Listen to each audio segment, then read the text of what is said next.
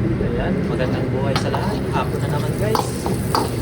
Kaya, kailangan na naman natin magluto ng ating mga ulam.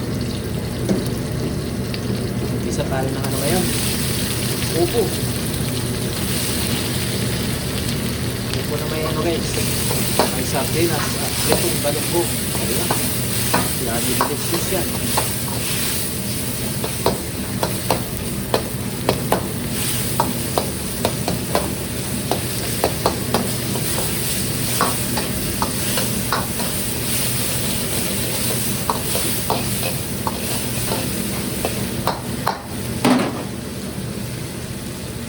Lagi delicious ang ating ulam ngayon. Isang upo. May sardinas at siyempre meron tayong lalagay dyan pritong balukong. Araw ng Martes ngayon guys.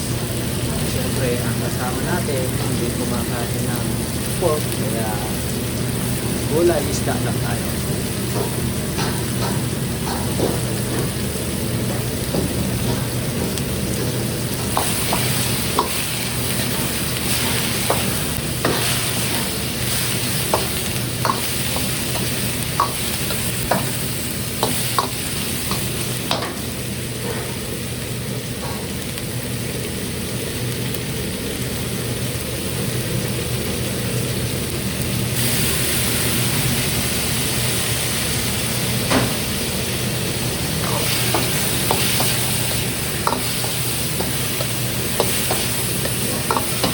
Ito ang ano guys, madali ang luto. Saglit lang luto na yan.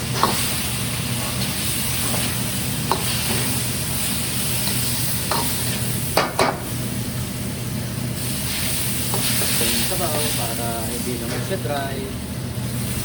Okay, sa ulit na yan. Kasi sabi ko, madali ang luto.